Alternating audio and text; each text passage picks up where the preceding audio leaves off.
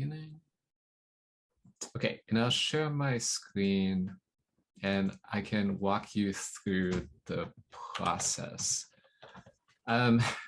So right now, when you publish using Dendron Next.js,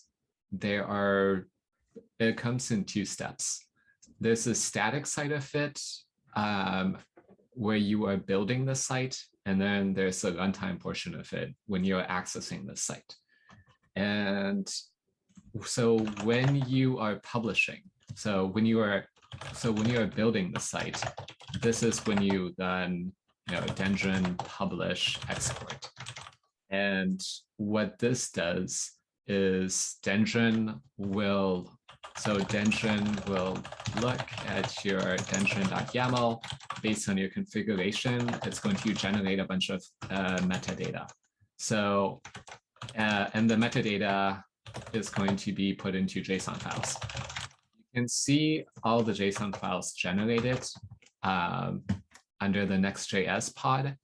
And so we have, and let me just bring up a preview if that's helpful. So these are all the files that Dendron will generate when it publishes. And so what these nodes are, this dendron.json, which is just a JSON version of your dendron.yaml. We need this because it has a bunch of site-specific properties, like what is the index node, what is the site title, should GitHub links be allowed, that sort of stuff. Fuse.json is used for the search.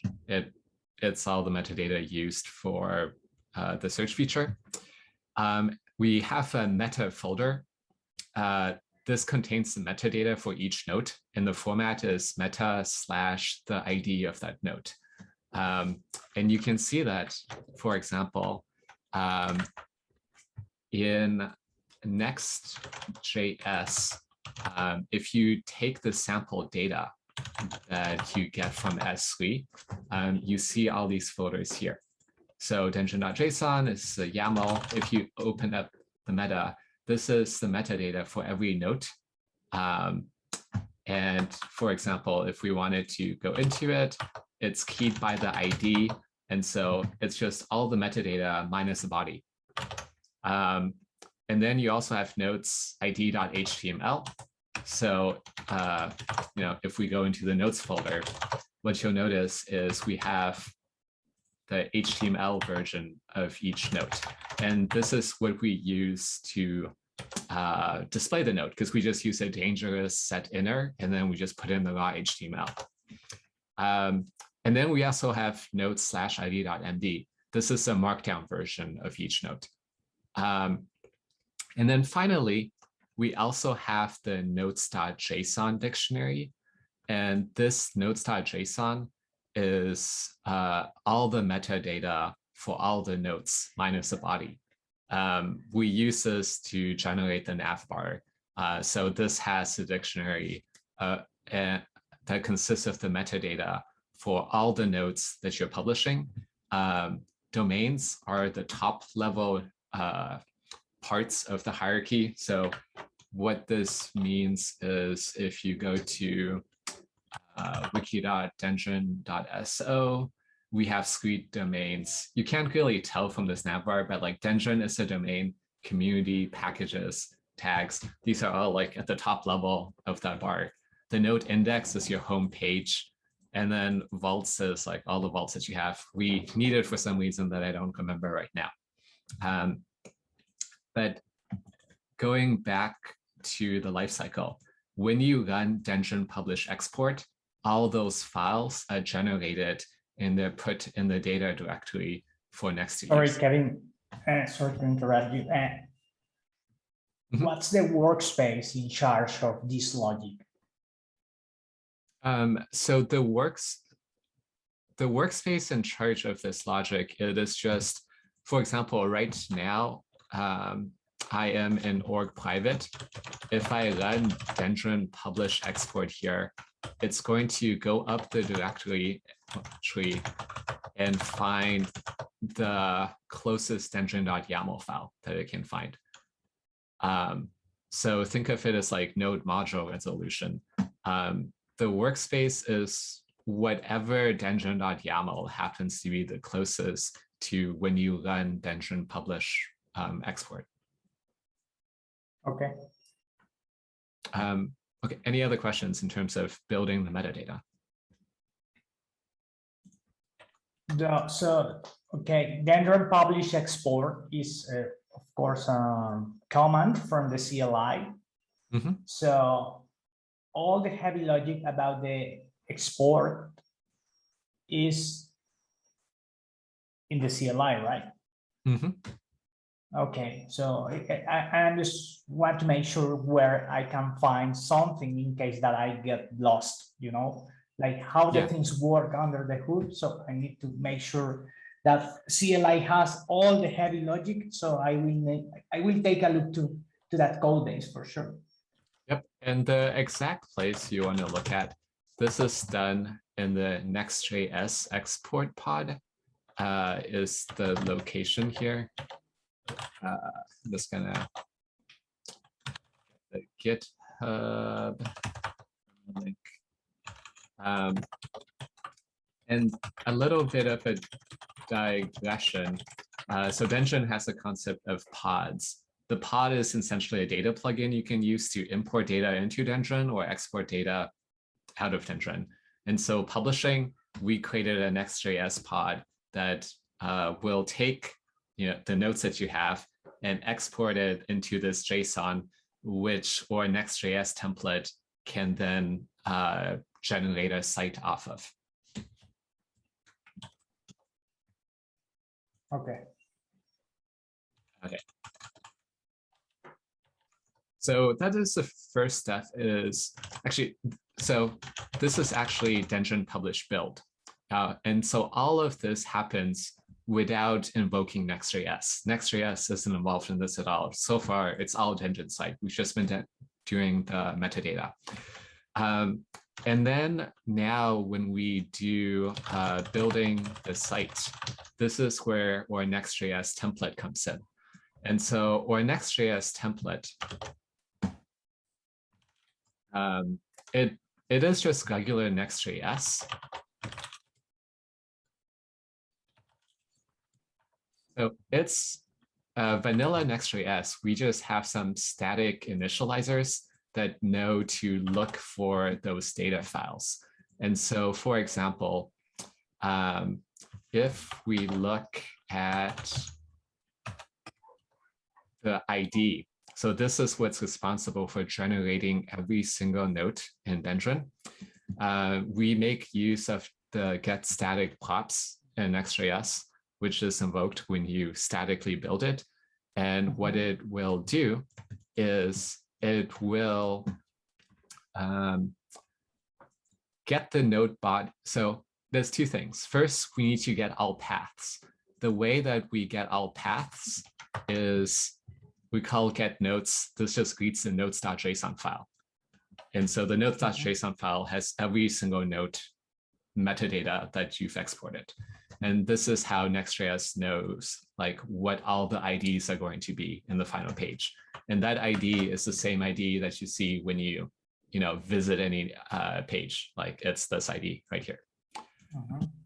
And then what it'll do is for every ID it finds, it will pass that ID to get static props.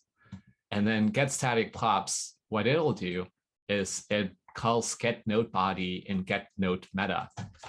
These are just helper functions to read into the folders we just saw. So it gets a static HTML of that particular page, and then it also gets a static metadata for that particular page. And it passes it into the generated page as props. And so that when you finish exporting your Next.js site, every page is already statically generated with the data for each particular node.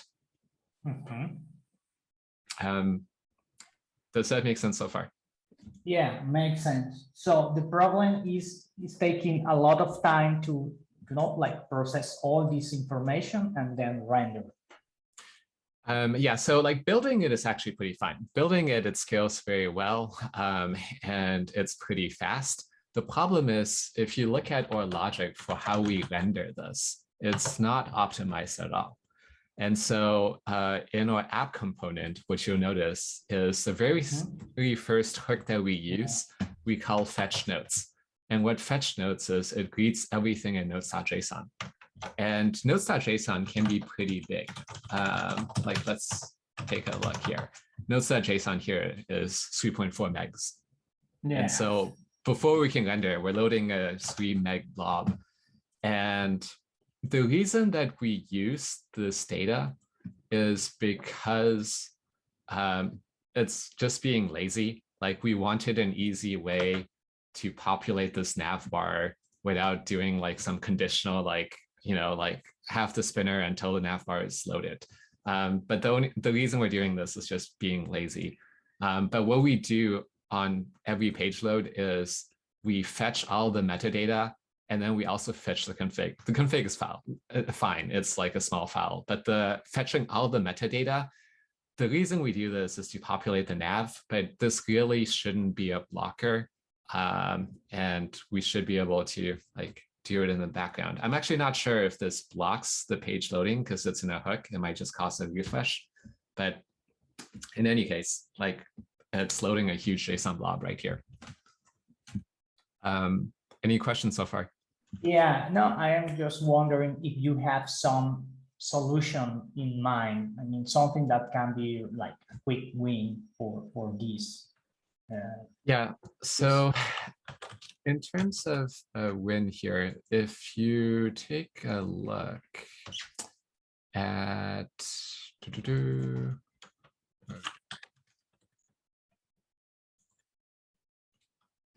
layout, we have the tree menu. Where do we put the nav bar? Here it is. So for the tree menu, yeah, so this is the sidebar, not for Next.js, but for Dendron. The reason that we use all the metadata is because basically we calculate like what node are you currently on, depending on the node that you're on, we should highlight that. And then we also want to show you, what are the other nodes that are visible. You should, like, technically, you don't need all the nodes when you render a page. You should just need to know the nodes that are visible from this part of the navbar. So for example, when I load up cheat sheet, I only need to know the siblings. I need to know the parent, and then the siblings of the parent. I don't need the entire tree. But right now, whenever I load it, I load the entire tree. So one thing that we could do in the initial loading is we know the ID of the page that we're on. And we can either figure out if this needs to be pre-computed or if we can do this on the fly. But it might be better to, like, given the node that we're on, just get the metadata for the nodes that we need to be able to populate the navbar and then also populate the breadcrumb. Like, the reason we need context for the other nodes are because of these two things, the breadcrumb and the navbar. And one thing that we do have access to is right now, like, the alternative of getting all the nodes metadata in one blob is under the meta key. We do have like the individual metadata for every single node, and each file there is just around a kilobyte or less. And that nodes are, the name of those nodes is basically the ID, right? So I can get the JSON by ID node, and I will get basically all the information. So this will be a more lazy loading in terms of which nodes do I need to load. Yeah. And one quick win, if we wanted to do that, is Right now, actually, if you know, like using effect like this, does the browser actually wait until fetch node is done? Or does it just re-render? Like, do you know what happens here? There, is basically rendering. There is seems like it's just waiting, because if you take a look to the audits, it's like waiting for 4 seconds to render the first byte. So I am not sure that it's basically waiting for all the information to populate the URLs. So one win we could do here is honestly like the breadcrumb and the navbar aren't essential information. If we can just render the page and then just load this in the background and show some sort of loading status for like the breadcrumb and the navbar, then that would also be okay. Right? Like we don't have to block on this because the information for the page is already statically generated. So that would be the quick win. Okay.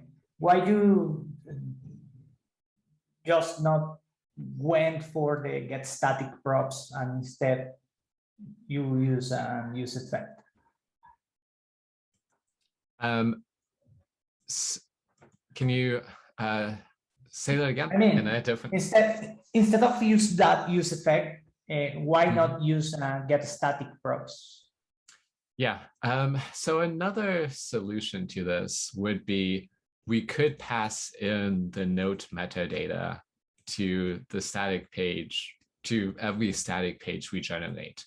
I think the first time we did that, it just made every page very big, because like you're passing in like 5 megs or more to every single page, and you're generating like thousands of pages.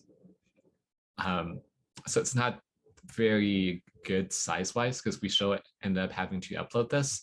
An optimization though we could do is that the page just needs to know its parents and the items visible in the navbar. So, you know, instead of getting everything, you could imagine that get static plops, like today it passes in this information to every page. It could also pass in like a parent list, and then also like a navbar list. And that's another way of removing the need for doing a fetch notes at the beginning. Can you point me out to the meta files that you showed me before? Yeah, so the meta files are underneath data in Next.js template. Okay. And when and so that's where you can access them, both when you're using Next.js to generate it, and also in the browser when you're trying to find the page. Okay. So yeah, 2 different approaches. One is if, you know, we just show a loading state and just load this in the background and populate it when it's ready.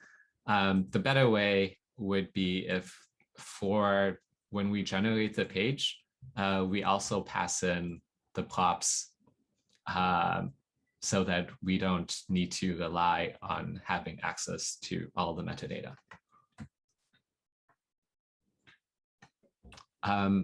One more thing to call out for how we do pages. Something that you notice in Dendron is that after you load the first page, every page afterwards, we kind of behave like a single page app. There's no more loading, everything is prefetched and pulled in by JavaScript. And the way that we do that is in the ID. So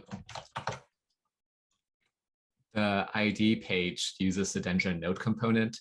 And for the Dendron node component, what we do is we check, so every node, it gets a note prop when it's statically built. But what we do is we check for the ID of the page when we go there. And if the ID is not the same as an ID that the page was passed with, what it means is that somebody went on the page and then clicked something else. And instead of doing a browser refresh or going to a new site, what we end up doing is we actually fetch the data dynamically and then do a set body and then update the page. And this is the purpose of this is we wanted every page to be statically generated for SEO and speed reasons. But then we also wanted to give people the experience of loading everything ahead of time and using like client-side JavaScript to navigate after the first page has been loaded. And so this is why you'll notice in the Dendron node page, we have a use effect hook that will dynamically set the body and the route if the ID of the current node is different than the ID that it was passed in with over the props.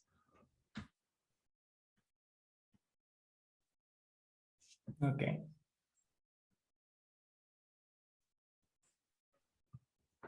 Okay. Yeah, this is something that I need to take a look deeper, but I follow you. I mean, it's better to have this strategy to load all those JSONs on demand and avoid this huge fetch because it's killing us basically. Yeah. In the first render. Yeah. This guy is not very friendly right now. No. Can I ask why you are in the file before in the Dendron node page.tsx? You are like calling a HTML file instead a JSON file. The reason we're calling the HTML here is for this actual page, we pre-generate the HTML ahead of time when we build it. And in the Dendron note, so this is another, like, let me go there. It's actually in a different part of the code. It's in a common front end. This is the code to render the Dendron note. Okay. And this is also why that goes to the second part of what I told you is like, we actually want to just use MDX because HTML is also much bigger. It's not as efficient. And we can't use any of the React stuff because it is just raw HTML. Like the only way we would be able to manipulate it is using find DOM commands, which are now deprecated. Are those HTML generated at the same time that the JSON files? So if you look into the data directory, all note data is under notes. And so if you look under notes, we generate both the body of the note in Markdown and the body of the note in HTML. Okay, so the MD is already there. So the only thing that we can do is basically use MD instead of HTML. That's it. We can. The only thing that prevents us from doing that is Dendron. We have custom syntax. So we use custom unified plugins to render wiki links, to render references. The way we're doing that right now is, are you familiar with like the whole plugin, like the parser, compiler, and transformer split in unified? No. Okay, so, and I'll send you some docs on that as well. That's a different discussion, but essentially like unified, you can write a unified plugin to do multiple things. It can either be a parser, so it can, take tokens, or it can take text and parse them into an abstract syntax tree. A unified plugin can be a compiler where it can take those tokens and then compile them to some other text, or it can be a transformer. And a transformer is, it takes an abstract syntax tree and then it transforms it into a different abstract syntax tree. So if you're familiar with like remark to rehype, where it takes remark syntax and transfers it to rehype, which does HTML, it is modifying the Markdown syntax tree into HTML syntax tree so that now you can use rehype plugins on it. The way that we've authored the unified plugins in Dendron is we use a Dendron transformer that modifies like the wiki links and the references into the HTML counterparts. If we just put that into MDX, it won't work because it's not valid markdown. So it won't render as valid HTML. And the component that I posted to you in the Discord chat, so the one where we can use NextMDX remote, what's cool about NextMDX remote is it works both dynamically and at compile time. So we can actually generate everything using this component. But the problem with this is that